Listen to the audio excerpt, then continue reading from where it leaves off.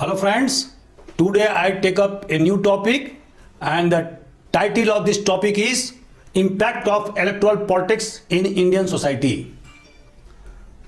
So my lesson plan includes why is it in the news?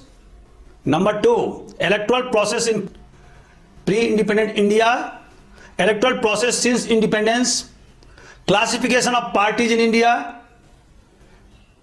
impact of electoral politics, rise of casteism in election, rise of increasing communal divide, regional sentiments is increasing, linguistic preference among voters, personality-based parties, and finally conclusion.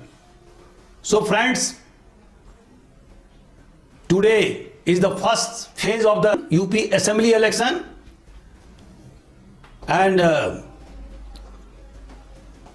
in the western UP election is being held, and so I thought it prudent to take up this topic. So if you like my channel Akhilesh Jha IPS Academy Indore, please share and subscribe. Please tell your friend that this is a free channel. So take advantage out of my lectures covering different topics. So now let us start the proceedings. Friends, why is it in the news? Why I have taken up this topic? And I have already told you that the first phase of UP election, UP Assembly election started today.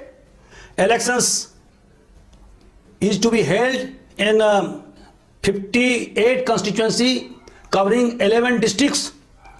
623 candidates are in the fray in the first phase. All around 2.27 crore voters are eligible to vote in this phase of election. And then what you see that assembly elections in the state of Manipur, Goa, Uttarakhand and Punjab will also be held, and the results of all the states will be declared on 10th March.